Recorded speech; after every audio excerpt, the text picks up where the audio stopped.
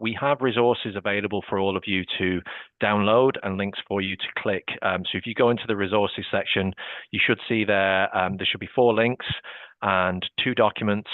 So you won't miss out on anything. You'll be obviously furiously scribbling notes today, but equally you should be able to get everything that Mary's talking about in the resources section there. So feel free to go in and explore. If you have any questions, there is either a chat function or a Q&A function, so please fire them in and we'll try and get round to answering those questions at the end. But without further ado, I'm going to hand it over to Mary. All right. Thank you so much, Mike, and thank you very much for having me. Okay, over the next 40 minutes, we're going to be very straightforward, very practical, and I hope really useful.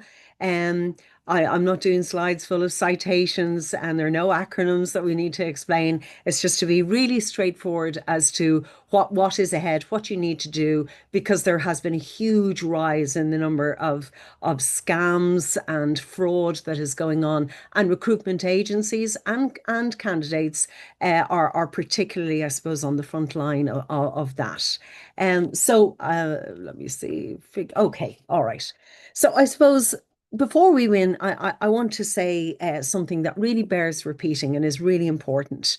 You know, being targeted by online fraud is not a sign that you're careless. So, you know, before we start maybe blaming ourselves or getting really anxious, it's a thing that if you're visible online at all and you're doing your job, and in recruitment, that's what you're doing, or that your candidates, you know, it's true for them. Everybody is exposed here, and it's not any one person's fault. So what I'm going to bring you through is the means maybe by which to sidestep and to overcome where there are vulnerabilities, because recruitment is one of the 3 most heavily targeted professional sectors for online fraud at the moment, alongside finance and alongside senior corporate leadership. And the reason for that is really, really simple. You're very reachable people in the labour market. Your job depends on being really responsive. Your inbox depends on it being open, and your day moves very, very quickly. You're in competition with others to place a candidate, to get a candidate. So every single one of those qualities that make you really good in recruitment and is exactly what fraudsters are exploiting. So today I'm going to talk to you about fraud, but I'm not talking about something that happens to other people or to careless people. I'm talking about something that's happening right now to recruiters and to candidates across Ireland, across Europe on a daily basis. And this is the reality that we're working with. The good news is that most of it is preventable. You can't be absolutely bulletproof, unfortunately, but I'm going to go through with you steps and habits that I hope will make you far less vulnerable and as tight and as sensitive to how fraud can come at you, and that we will do it. So just to give you a kind of a quick whistle stop tour of what we will be doing. So first of all, I suppose over what we're going to cover is we're going to start with a real story, a fact that has happened, and a kind of story that actually prompted today's session, and that we got told about, and in it we thought, you know what, we need to act on this for agencies and for recruiters and for candidates. So I'll walk you through how that attack actually works. And because once you've seen it work once, actually it sensitizes it to, and you start seeing where fraud can be coming at you from once you see it, you can't unsee it. So it's a really good thing to see. There are 5 common scams that are targeting recruiters today. 5, that's all. They come in different forms, but they come down basically to 5. And so if you can spot the factors in that, then it sets you up. And after that, then I'm going to go into the protective basics, the list of short habits and tools that will prevent you in the great majority of attacks, prevent you being exposed to the great majority of attacks. And then we turn to, you know, the agency itself, what you need to put in place, including the quiet legal duties that sits on directors and management in companies. And finally, the bit that nobody needs to think about, but actually what happens if you've already been scammed? You know, what do you do? what is the legal clock that's ticking, and I want you to come away with takeaways that will leave time for questions at the end, and also even those questions that you're too polite to ask, and we have a Q&A that you can put questions into if you're feeling, God, I'm not going to own up to wanting that. There's no question too stupid. We can, this is about us all on this learning journey together. I learn from the queries that you have and maybe the experiences that you have as well. Okay.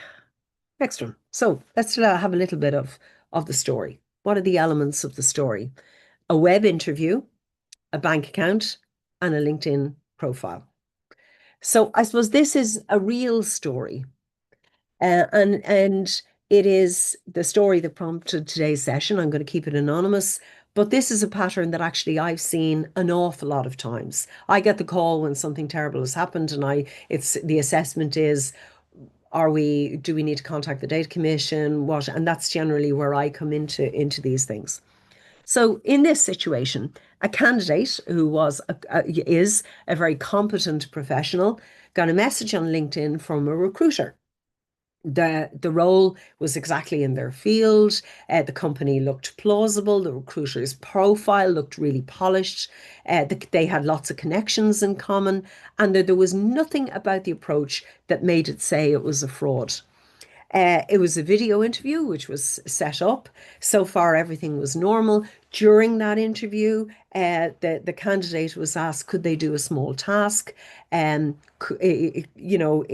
that instance, it was a coding test, but it could also be a profile review. It could be a skills assessment, and the candidate is sent a link, or you as a recruiter are sent a link from a potential client company or what looks like a client company, and you're asked to install a small piece of software to access a company's specific program or platform.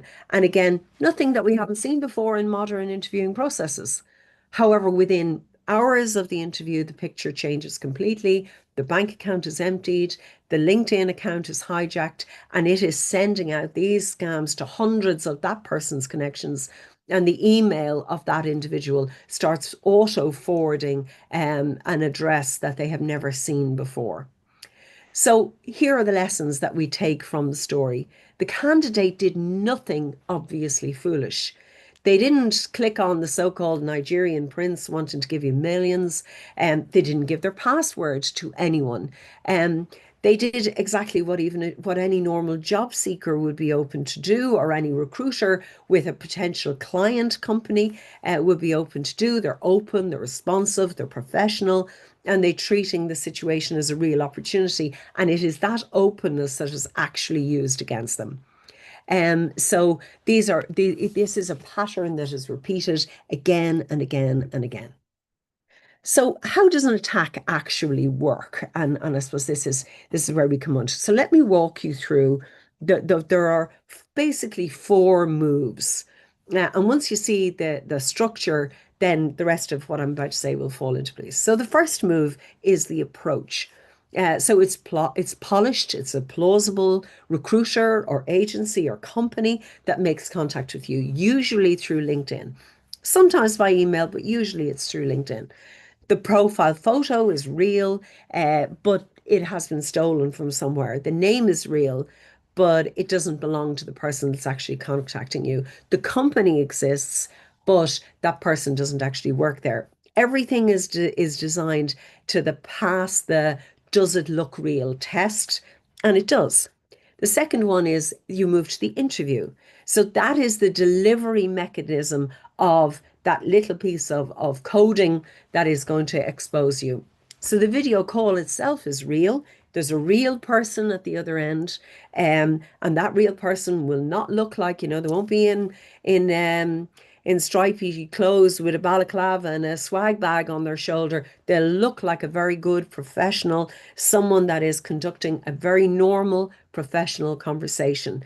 But during the call, somewhere there will be a request. And because it all feels so normal, your guard will be down.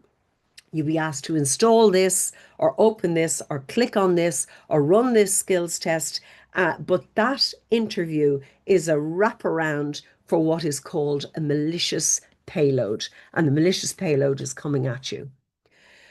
Excuse me. So then you have move number 3. This is the compromise. Once the link is clicked or the software is installed, things happen very quickly and very quietly in the background. Passwords that are saved on your browser will get harvested. Active sessions on email or LinkedIn get stolen.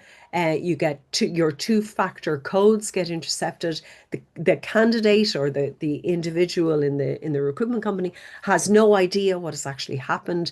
The interview will end really pleasantly, and they're told they'll hear back next week, let's say. And then act number 4 is the cash out within hours, sometimes within minutes. The hackers are inside the bank account, they're inside the email, inside LinkedIn, sometimes inside the candidate's password manager. Money moves, accounts are hijacked. The hijacked LinkedIn becomes the next recruiter contacting the next victim. So that's the full pattern. It is approach, interview, compromise, cash out. Now, I suppose here's the important update. Until recently, this was overwhelming. These scams were overwhelmingly aimed at candidates. And I think I did a webinar like this some time ago. And at that time, we were aware that large agencies within Europe had found that they had scams set up in shopping centres as pop-up shops that used their logos, that used all of their branding, that got people's intimate details, got their very personal details, and then that was being used as a scam and an attack and looking for money, and then a link was sent. So we were dealing with it on that level where it was an obvious physical interaction. But now we see that this playbook is being run for agencies online and recruiters online, and that the delivery mechanism of that malicious payload is a CV coming in, and that there will be a follow-up document that they'll send after the CV, and that is the delivery mechanism. So I suppose I want to talk to you about the attack pattern now. And when I do that, I'm talking about it going both ways. It's an attack against candidates, but also an attack against recruiters. So I suppose why recruitment specifically? And the reason being, I suppose it's not it's not flattering, but I suppose we have to be honest. One is that you're dealing with strangers all the time. You're used to dealing with strangers as part of your everyday work. And you're used to getting unsolicited CVs. You'll get a profile of someone from nowhere or a new client approach. And if you treated each one of those with suspicion, you wouldn't be able to do your job. You wouldn't be able to run your business. So the fraudsters know this, and they know that they can rely on it. So the second point is you open files routinely. You open CVs, portfolios, briefs, contracts, references. So a malicious, one single malicious attachment opened on a recruiter's machine can compromise a laptop, an inbox, and the candidate's database behind them. And once you're inside a single recruitment database, they have access to hundreds, in fact, thousands of high value targets in one place. So that leaves you open. And I think I would have banged on about this since GDPR came in 2018 to say your candidate database is a gold mine that fraudsters are after.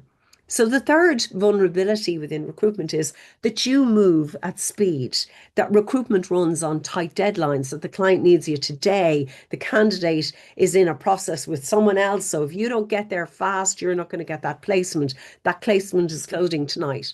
And urgency is the fraudster's friend. And your industry and the recruitment industry is built on urgency. So that leaves you exposed.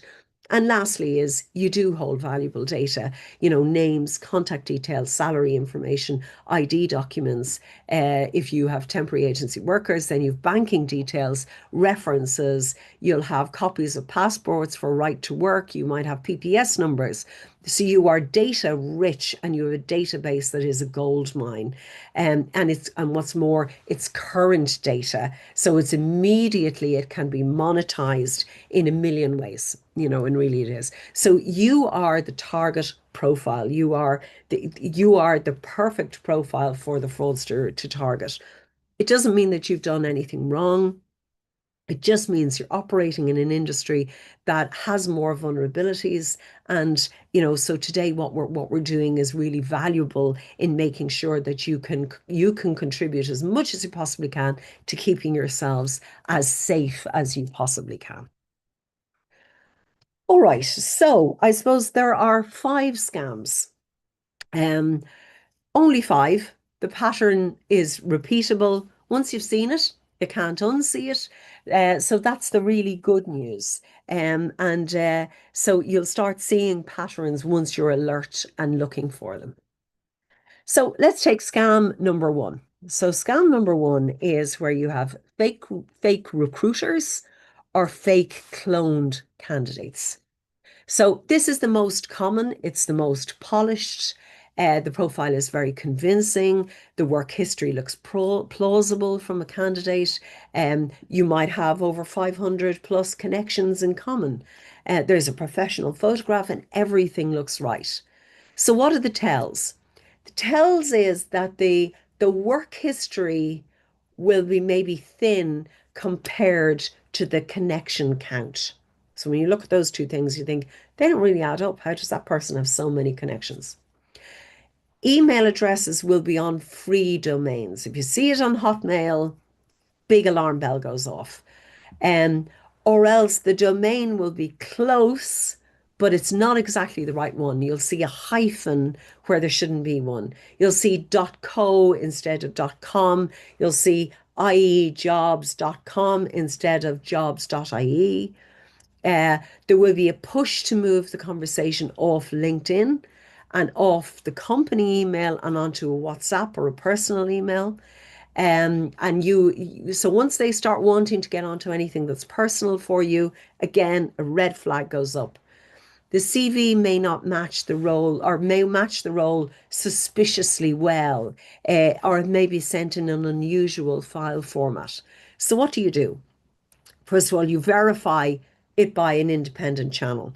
If a recruiter contacts you claiming to be from a company, or a HR person claiming to be from a company, ring the company yourself and verify that that person with that name actually exists.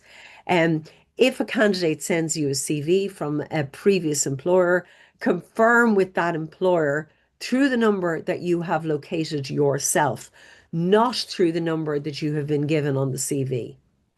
Then through ChatGPT, you can do a reverse image search on profile photos. If you think that it looks off or it's just a little bit off, a little bit odd. And most importantly, slow down. Real candidates, real clients will not get derailed by a 24-hour pause to verify. In fact, they'll be impressed by it. The ones who push you to skip verification are telling you something and it's not good news. And they are telling you. So that's an important thing to remember. The second scam is the malicious interview or skills test. And this is very much like the scam that triggered us to say we need to hold a webinar on this. The interview cell itself is the delivery mechanism. The video call is real, but the malware that's coming at you is also real. The requests or the tells are that you're asked to install proprietary interview software that you've never heard of. And unfortunately, because I suppose AI is developing new tools all the time, it's hard to keep up with what's real and what's not real. But if you're being asked to something and it's not immediate and it's not immediately obvious to you or familiar to you, then go offline on a different device, check it. So you're asked to install browser extensions or codecs that will make the call work. A coding test is asked of you. A briefing pack is being sent to you, or a take-home task is being asked to be delivered on a particular executable file. There might be links to logins on portals that look almost like the real thing, but it's not quite. An interviewer who will insist on screen sharing, or worse still, will ask you to could they take control of your screen. The second that happens, you get very suspicious. So what do? You only use mainstream platforms, Teams, Zoom, Google Meet, WebEx. If a recruiter or a company insists on doing something else, that is a stop. It's a real stop signal. You never install hardware or software. You never install browser extensions or files at a stranger's request. You never, ever, ever do it. Um, if there is a genuine need to open up a take-home task, do it on a separate device. Don't do it on your work machine, or do it on something that doesn't have access to any of your other data. And I suppose the most important rule of this whole session is treat install this to continue. When that pops up, that is a hard stop. It's not a small inconvenience. It's not just this once, gosh, I feel really comfortable with this person. You treat it as a hard stop, and you never, ever, ever, ever, ever, ever do it. Did I say never, ever enough? Okay. So number three, and this is where I started seeing and encountering scams, was companies where there had been invoice redirection and CEO impersonation, and maybe money had been hijacked, and so it became a data issue that I've had to deal with, and I've been dealing with that then since 2019 is when I first came across this. So it's not glamorous, but it's much more lucrative. So this is a scam that results in agencies losing real money. An email might arrive, apparently from someone in management or from a client, asking finance to send a payment to a new account. It's urgent, it's quiet, it's often near payday, and it's often when senior management is traveling or known to be in meetings. So if you have, maybe that's where your LinkedIn has said, I'm delighted to be here in Switzerland at whatever, or I'm delighted to be at the World Employment Confederation. You tend to put those up after the event, it would be my advice. What are the tells? There's a bank details change request, and it arrives by email alone with no prior conversation. There might be a slight misspelling of senior colleague's email address. The domain may look like who you're expecting the domain to come from. Um, it is urgent, and it is maybe that something has to be paid within 5 days, or you're coming to the close of business, or you kind of think, God, I don't want to interrupt, or I don't want to contact the MD, and you just sort this out for me. It can be routed through junior people in finance and not their usual contacts, so there are things to look out for. The most important single rule on this particular scam is you must do a mandatory callback. So if there's any change in banking details of any sort from any party, you must be verified by phone through a phone number that you have and obtained yourself, not through a number on email. I have seen these scams go so far as to download the signatures of proprietors of a company from the CRO website and have authentic signatures, so that if you have cyber control sweeping on emails, they will pick up the signature as being authentic, but actually it isn't. It's one that the scammers have put in place.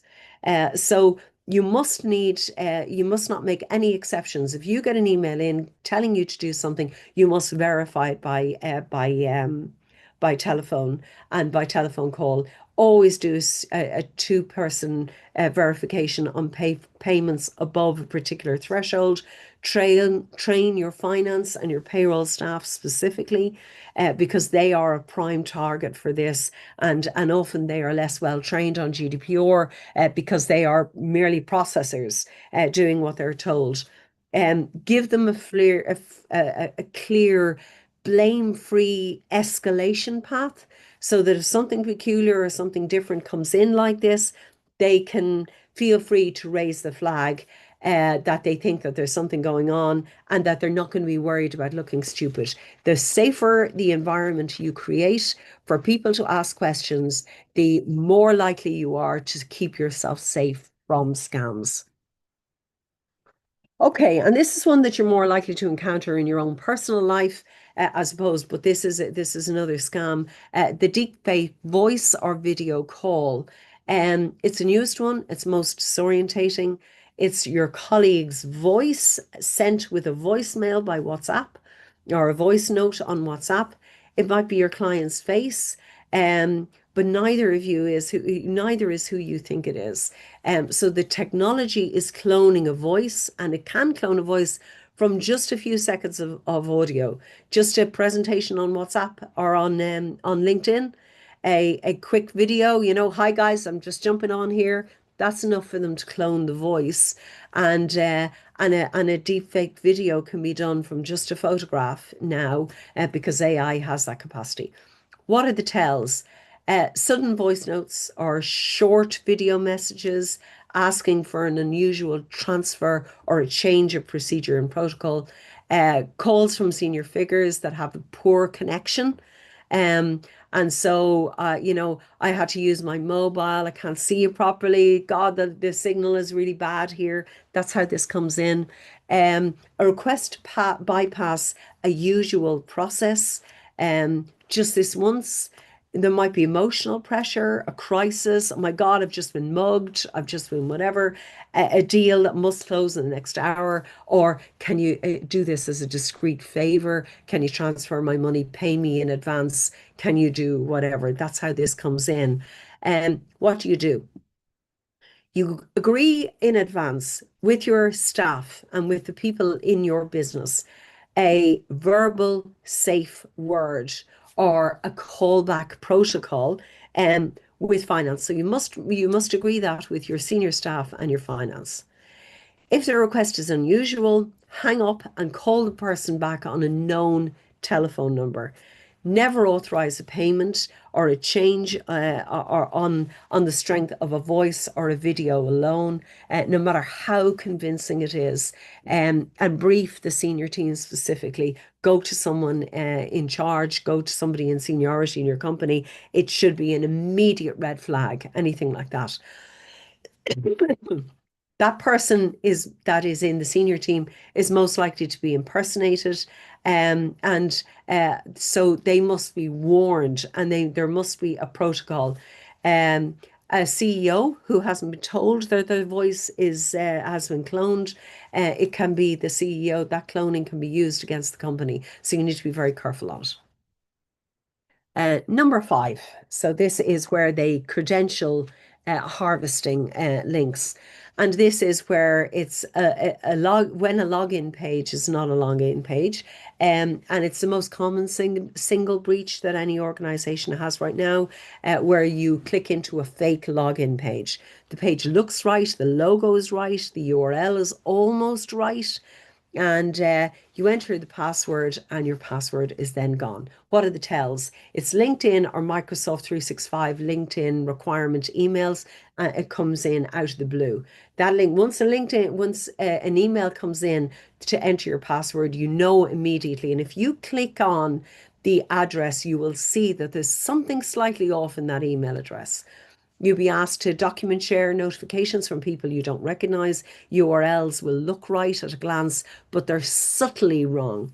Microsoft.com without the second O, LinkedInsecure.com, accounts, Google.com, QR codes in emails, or printed materials directing you to a login page. What to do? Never log on. Never log on from a link in an email.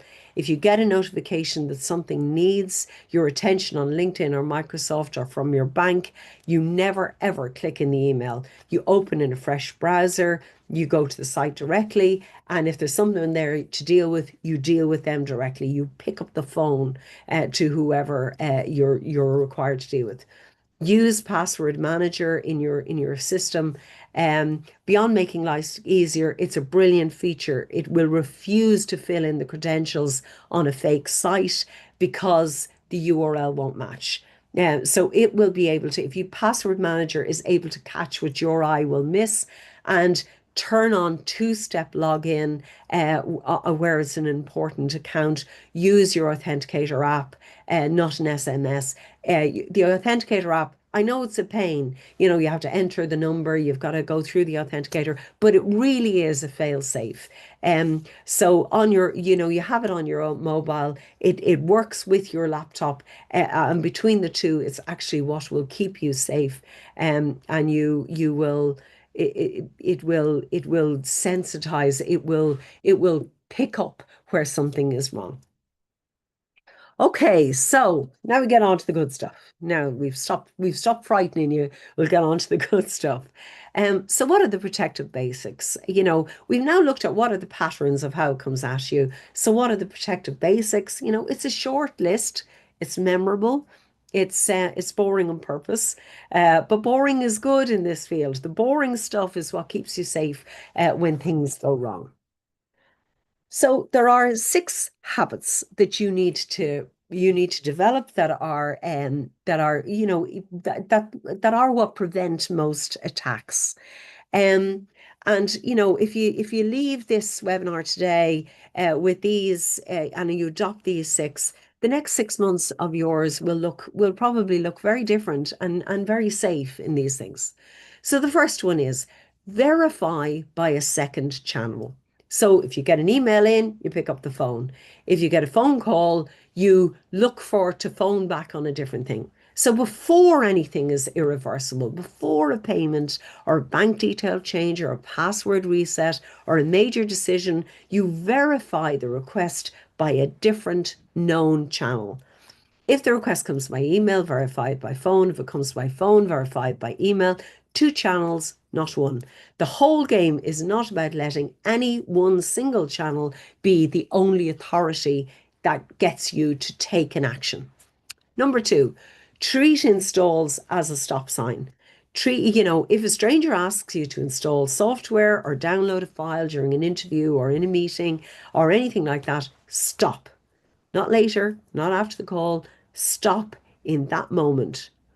There is no legitimate process in 2026 that requires you to install unknown software at a stranger's request. There is none. None. And anyone who asks you to do it is suspicious. And if they're legitimate and it's for some particular reason, then they will be impressed by you being cautious. My bank sending me texts if I'm abroad of is this you or not, press yes or press no, is an inconvenience, but actually it's one that I'm really impressed by because that's my bank keeping my bank account safe. You should adopt that attitude. If you might be being a little bit inconvenient or you might be being awkward, but actually you're keeping safe because we are all being preyed upon all of the time now. Number 3, use password manager. It's one strong, unique password per account. If you store it properly, there are excellent free options out there. There are also excellent paid options. The point is not which one that you decide to use. The point is that you commit to one. The single biggest security improvement you can have is that you start using password manager, that you use complex passwords, that it stores them for you. You don't have to know it off by heart. It'll manage it for you. But it is really, really, really valuable. Number 4, turn on your 2-step login on your email, on your LinkedIn, on your banking, on your Microsoft 365, on any account where it matters. Use the Authenticator app or a passkey. Don't use SMS if you can, where at all you can avoid it. SMS-based 2-step login is better than nothing, but it can actually be defeated. So you're much better using that Authenticator app, and it is effective where you need it to be, and it's really effective. I mean, anything for anything that I do around the law library, I have the Authenticator on it so that it makes sure that that the most sensitive of my documents can't be scammed. Number 5, never authorize via email alone. Bank changes, payment instructions, password resets, sensitive document sends. These are decisions, they're not emails. You pick up the phone, you walk down the corridor, you write it on a list, you do anything other than authorize something that's irreversible on the basis of one email. You never, never act on the basis of one email. And number six, slow down. Slow down on the urgency. Urgency is the fraudsters really their best friend. The whole architecture of scams depends on you not pausing. It depends. A genuine client, a genuine candidate, a genuine colleague will accept a 30-minute pause to verify. The ones who don't are not your friends. And really that needs to be your guiding rule. These are habits that, everyone can manage these habits. You don't have to be an IT techie person to do that. And if you can do this, if you can have yourself set up by next Monday, you're going to be in a much better, much safer environment. One of the things I suppose that, you can particularly, what are the red flags that are in recruitment? So most of the protection happens in your eyes and in your head, and not necessarily always on the software. So if you're a candidate, what you watch for, or if you're a recruiter dealing with a so-called client company, what do you watch for? A role that pays markedly above the market rate for the work described. A recruiter pushing you off LinkedIn quickly onto WhatsApp or onto a personal email. Vague company details, slick logos, but nothing concrete that you can actually verify. Requests for ID documents or bank details before an offer is being made, insistence on installing software for a call, pressure to decide today, this morning, this afternoon, this evening, anything like that with serious pressure.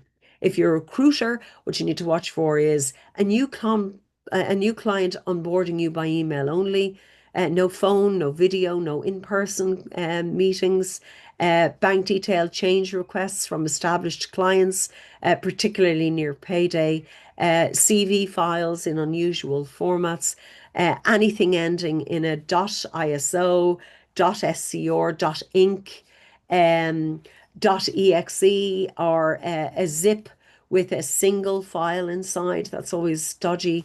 A candidate who refuses a brief verification call, a senior colleague apparently emailing you from a personal Gmail or Outlook address, unfamiliar shared document links arriving in your inbox. The simple rule is if two or more of these red flags appear in the same exchange, you stop immediately.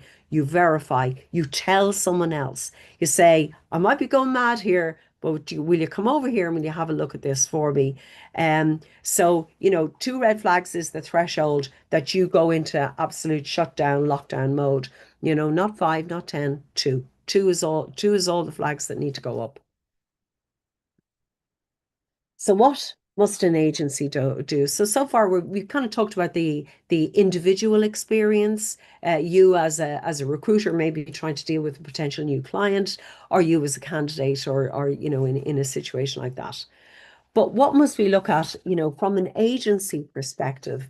There are a few quiet legal duties, and I promise I won't get too boring and too legalese on this. Um, these are things that every agency should have in writing and not in someone's head. So first of all, a client and candidate verification process. The standard checks for new clients and new candidates. You must have them documented, have an SOP, so that it is the same regardless of who is doing the verification. It's followed by senior people, and actually, in fact, senior people are the ones who are most likely to skip these verification processes. Point number two, a bank detail change protocol. You may validly need to change your bank details. That might actually really happen. So you must have a mandatory callback procedure to a known person, a known number, no exceptions.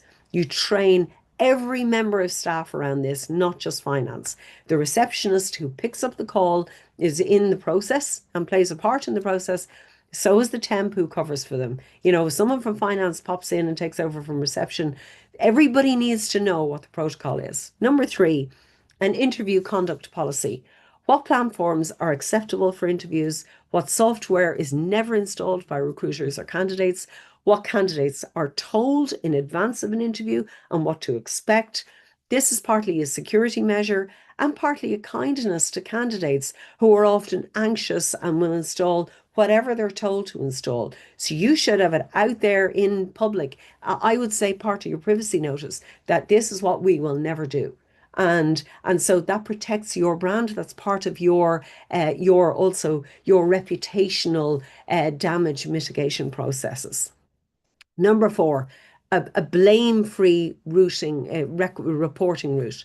One named contact, one inbox, one commitment in writing that staff who report a suspicious approach will not be embarrassed, will not be blamed, will not be disciplined for raising a red flag. It has to be safe to raise a red flag. Even if it turns out to be a false alarm, you want people to be triggered. I have dealt with agencies where someone has clicked on a link they thought was from a client and it has shut down in a whole such cyber attack an entire agency for a few days.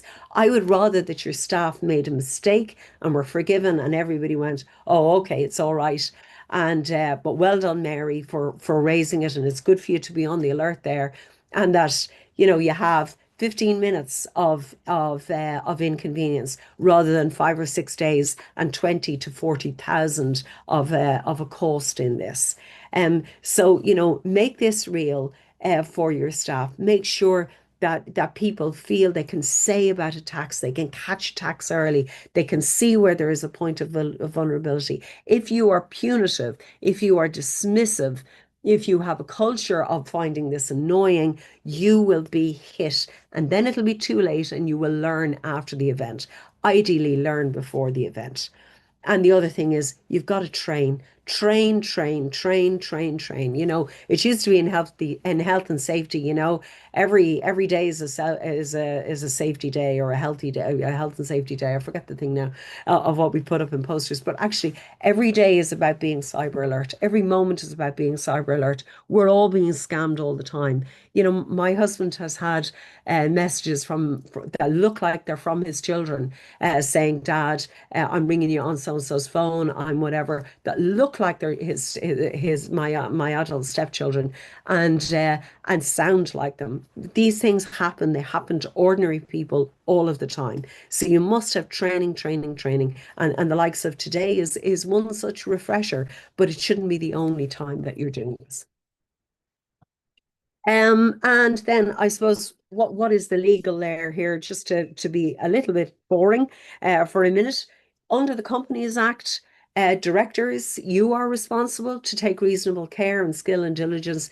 Directors of companies have been found negligent for a failure to put in cyber and fraud controls. This isn't just an IT problem. This is your problem if you're a director and an owner of a company. You have GDPR and data protection obligations.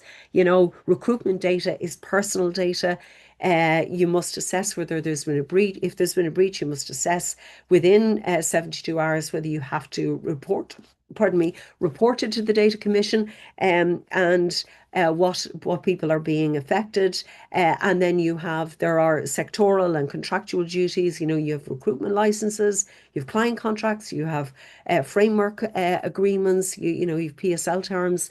All of these impose security expectations. I'm sure you have data processing agreements with some of your clients that oblige you to have this high level of security. Yeah, so you must be able to explain that in real terms and in easy terms. So I suppose we're into our last section. What do you do when this happens? This is the bit that none of us ever want to actually have to happen, but it's good to know. So what happens in the first hour? In the first hour, you've got to contact your bank, freeze your cards, stop payments, request a reversal where possible. The window for a recovery of bank fraud is measured in hours, sometimes in minutes. So the bank can do nothing until they know. So first thing, contact the bank. Change your passwords on email, on LinkedIn, on any account that might be compromised. Immediately move in to change your password and know how to do that quickly. You need to have that rehearsed in advance. Log out of all sessions, log out of everything. every major service, anything that you're logged into, if you're into the recruiter's license, you log out of that immediately. An attacker may have an active session that survives a password change. So if you log out, you are stopping that. Turn on two-step log on if it's not already on. Tell a colleague, tell a manager, don't handle this alone. Not because they will save you, but because they'll keep you steady, because this will put you into panic stations. And you also need someone who's a record keeper and who is making sure that you're focusing on the technical steps. Within the first day, you must report it to the Garda Síochána, specifically to the Garda National Cyber Crime Bureau. You get this, you activate that through your local Garda station, and you'll get a pulse number. That'll be important from an insurance point of view. So you need that for your bank and for your insurance, and if there's any civil action you're ever taking later. You notify the data protection company, your DPO, and your data protection officer, if that's internal or external. They will make an assessment as to whether this needs to be a reportable matter to the Data Commission and when to activate the Data Commission. It may be that no data has been breached. It may be that it's just your system is shut down and no actual data has been breached. So you need to get somebody in who can forensically check and cert that. You need to preserve all the evidence, keep the emails, take screenshots, save transaction records where possible.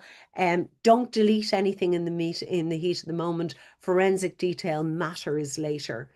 You need to tell your affected clients or candidates promptly. If people are getting false emails from you, you need to immediately get an email out saying that that's not us. Don't act on anything that you're told to. The instinct is to hide, to be embarrassed, but and that's a human, but it's always the wrong reaction. You need to tell it. There's nothing shameful about being the victim of fraud. But keeping silent is shameful. If you tell people in plain language, people are remarkably forgiving, you will find, because then your reputational damage will be exacerbated if you're failing to tell it. So you won't recover from a cover-up, but you will recover from saying, this has happened. These are all of the really efficient things that we have done. We were ready. We triggered our cyber attack protocols, and this is whatever. If you get a suspicious email, it's not from us. It's not from whatever. Okay. Then the next one is about what to do inside of 72 hours. Under GDPR, you have to make a notification to the Data Commission, and only a DPO can assess whether you actually need to do that or not. 3 things that you need to know about. 1, candidate and client data is personal data, no matter how small it is, even if it's only the email address of the person that you send your invoice to in your client company. So when a recruitment agency is breached, you're almost always looking at personal data. So the clock of the 72 hours is applying to you. The clock starts from at the moment that you're aware, not at the time that you make confirmation of it. So the moment that you suspect a breach, that's when the 72-hour clock starts ticking. So don't wait until you're sure, when you're safe stride. The commission expects you to be reporting or being aware of a report from the time of awareness of your obligations. If you do not notify, that in itself is a regulatory breach. If this is something that you should have notified to them and you don't, it is a regulatory breach, and it's treated much more seriously than the actual breach that has occurred. So if you're honest with the Data Commission, they are remarkably good. If you move to be absolutely transparent, they will come back with you. They will support you through a breach. I have supported companies through fairly major breaches, and I always find the Data Commission, if they see you're taking steps, if they see you're being very responsible, there may be things that you don't know. If you say, at this moment in time, we don't know, I will have a full report for you in 3 days, in 4 days, but this is what we're doing at the moment. They are remarkably forgiving and remarkably supportive. So this is to be done. And then I suppose, who are you going to call? Well, not Ghostbusters. that these are all the people that you should call. This is a quick reference list. There are 6 contacts every agency should have on a card on their desks. The Garda National Cybercrime Bureau, which the local Garda station is the entry point for that. The Data Commission, the National Cyber Security Centre. NCSE has an amazing website. They have huge resources on there that you can download, that you can access, that you can know about. Your own bank's fraud line. Do you know that? Do you know who you'd pick up the phone to in the morning if something happened or if something happened? Normally, if it's a personal, it's on the back of your bank card. So from a business point of view, do you know who you'd phone? Fraud Smart is the banking and online payments federation. That is their website. If you go onto that, they've huge resources as well, and they're really brilliant. They're brilliant things to have. Know who is your agency's DPO, who is the data protection lead, who can make decisions, who will interact with the data commission. It has to be someone of suitable competence in this. Whose telephone number should you have down? Obviously, I would propose mine, but who is there? And you need to have all that on a card. So what are the 3 things I would say you take away from today? And that is, develop the personal habit. Turn on your 2-step login on email, your LinkedIn, your banking. Turn on, not tonight, not tomorrow. Do it today. Do it today. This is your highest leverage from keeping you safe. From an agency, no bank details are changed without a call back to a known number. Make it make it absolute in your agency. No exceptions for senior staff. There's no exceptions for old clients.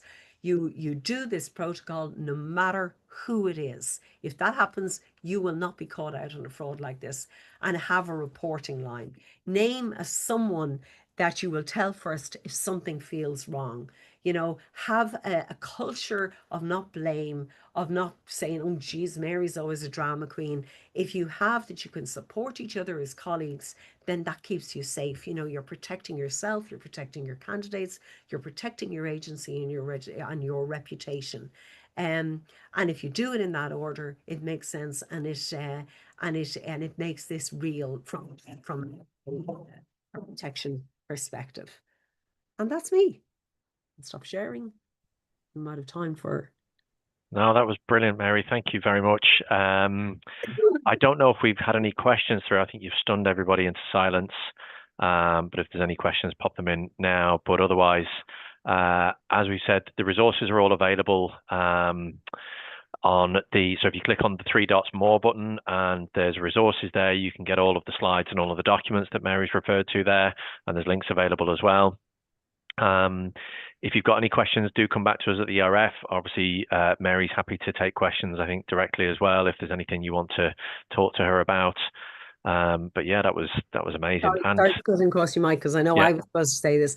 I wrote a paper particularly for today. So you have my slides and they're in the resources, but I wrote a paper that elaborates in the way that, I did when I'm talking to you. So you have it all there in a document. I think it runs to 19 pages, sorry, but it has everything, and it also has who you should have, who you're ready to call, who your Ghostbusters are.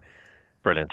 Thanks, Mary. That was amazing. Thank you. And well, I suppose everybody just stay safe and make sure you're checking stuff, and check with Mary if you need any other advice. All right. Thanks Have a great day. much. Okay. Take care. Bye. Bye-bye. Bye. Bye-bye.